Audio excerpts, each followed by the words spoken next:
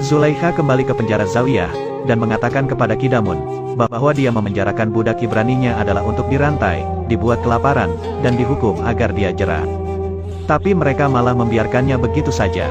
Kidamun langsung menyangkal perkataan Zulaikha itu, karena jika orang dirantai itu agar ia tak bisa lari, sedangkan Yuzarsif tidak akan melarikan diri. Orang yang dibuat lapar jika orang itu suka makan, sedangkan Yuzarsif tidak seperti itu. Tahanan yang dicambuk, jika dia melanggar aturan, sedangkan Yuzarsif tidak pernah melanggar aturan apapun. Perkataan Kidamun itu langsung membuat Zulaikha sadar, bahwa ia memang telah mengambil hati para penjaga, bahkan para tahanan yang lain. Kidamun pun mengungkapkan, bahwa memang semua orang di dalam penjara ini, sekarang sangat menghormati Yuzarsif, dan dia juga memaklumi jika Zulaikha terpikat kepadanya.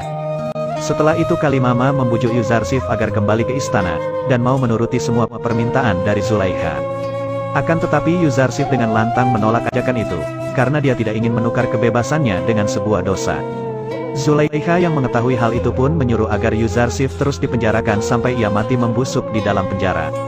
Sementara itu di Kanan, orang yang kemarin bertemu dengan Yuzarsif, menemui Yakub dan mengatakan bahwa dia bertemu dengan seorang pemuda yang ada di penjara. Dia menanyakan kabar Yakub. Ketika Yakub menanyakan apakah nama pemuda itu Yusuf, orang itu menjawab bahwa pemuda itu tidak menyebutkan namanya, dan hanya bertanya tentang Yakub saja. Dia juga berpesan agar Yakub mendoakan anak yang terpisah dari ayahnya. Hal itu langsung membuat Yakub berpikir, bahwa pemuda itu adalah Yusuf anaknya. Namun Benyamin mengira, bahwa pemuda itu bukanlah Yusuf. Karena apa yang Yusuf lakukan di Mesir, sampai ia harus dipenjara.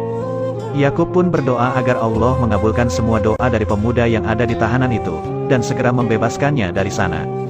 Anikmahu akhirnya mendapatkan surat undangan dari Amunhotep, untuk menghadiri sebuah pertemuan di istana. Para pendeta berpikir, bahwa acara itu adalah sebuah perangkap, dan mengusulkan agar membawa pasukan Amun untuk berjaga-jaga jika terjadi bahaya di sana.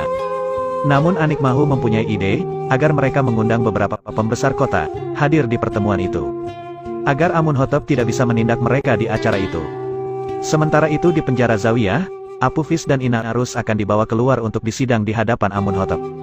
Namun para tahanan lain mulai mempercayai lagi apa yang dikatakan oleh Yuzarsif, karena ini sudah hari ketiga saat dia menakwilkan mimpi Inarus dan Apufis. Seluruh tahanan menenangkan Apufis, karena mereka percaya jika Apufis akan ditempatkan di tempat yang terbaik oleh Allah. Sedangkan Yuzarsif meminta kepada Inarus untuk menyampaikan pesan kepada Amunhotep, jika dia tidak bersalah dan tak layak untuk dipenjara. Perkataan itu ternyata membuat Yuzarsif merasa bersalah, karena dia seharusnya meminta bantuan kepada Allah, bukannya kepada Amunhotep. Dia terus-menerus merasa bersalah, dan bertobat kepada Allah, karena sudah berharap kepada selainnya. Akhirnya Jibril pun datang kepada Yuzarsif dan mengatakan, jika Yuzarsif tidak mengakui kesalahannya dan segera bertaubat, maka Allah akan langsung mengabaikannya, bahkan mencabut kenabiannya. Karena hal itu, yang sebenarnya Yuzarsif ditakdirkan hanya dipenjara selama 1 tahun saja, dia akan dipenjara 7 tahun lagi untuk menebus kesalahannya, dan membimbing para tahanan yang nantinya Yuzarsif akan membutuhkan banyak teman. Pendeta Kimuni yang lama di penjara, juga akhirnya dibawa oleh para penjaga bersama Apufis dan Inarus. Saat di perjalanan, Kimuni mulai mendesak agar Apufis tidak mau buka mulut di hadapan Amunhotep. Dia menyuruh agar Apufis mengatakan, jika waktu dia bersaksi di hadapan Putifar, dia tak tahan karena telah disiksa. Jika Apufis mengungkapkan semuanya kepada Amunhotep, maka keluarganya dijamin akan terkena kutukan dari Amun. Anikmahu akhirnya hadir di istana, yang sudah dihadiri banyak sekali pembesar-pembesar. Serta Amunhotep yang menyambutnya, langsung bertanya kepada Anikmahu, apa hukuman bagi para pemberontak yang berusaha membunuhnya. Semua orang pun bertanya-tanya, apa maksud dari pertanyaan Amunhotep yang terlihat marah itu.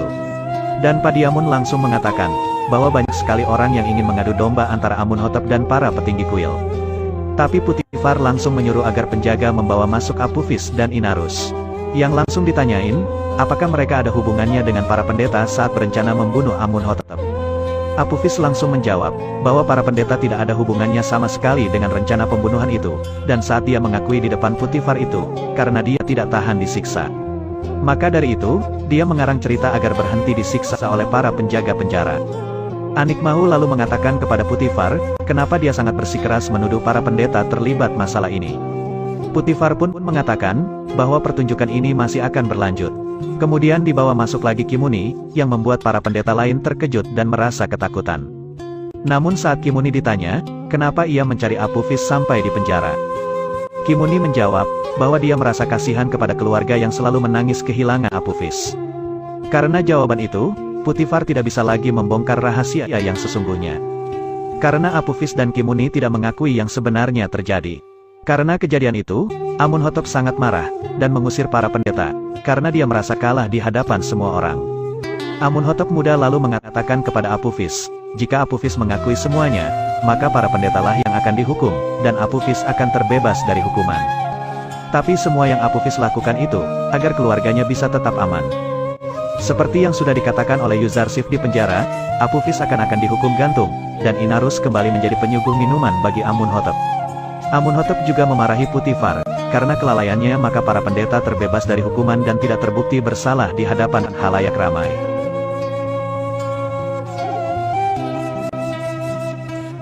Keesokan harinya Apophis dihukum gantung di alun-alun, disaksikan oleh seluruh warga kota dan para pendeta, yang terus menganggap Apophis adalah orang kafir, karena menjelek-jelekkan Dewa Amun dan para pendeta kuil.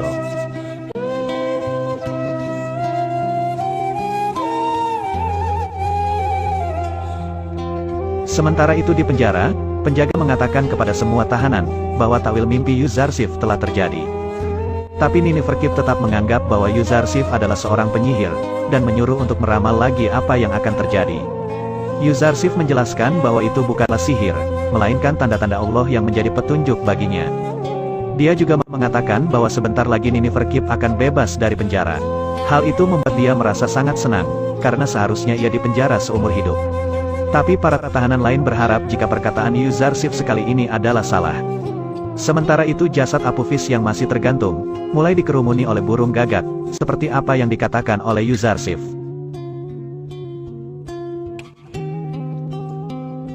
Kembali ke penjara, hal yang dikatakan oleh Yuzarsif kembali terjadi. Nineferkip dibebaskan dari penjara, karena para pendeta kuil Amun memintanya, untuk alasan agar dia bisa menjadi lebih baik dan mengabdi untuk kuil Amun. Semua tahanan pun lagi-lagi terkagum-kagum, karena ucapan Yuzarsif kembali terjadi dan semakin percaya bahwa Yuzarsif merupakan utusan dari Allah untuk mereka.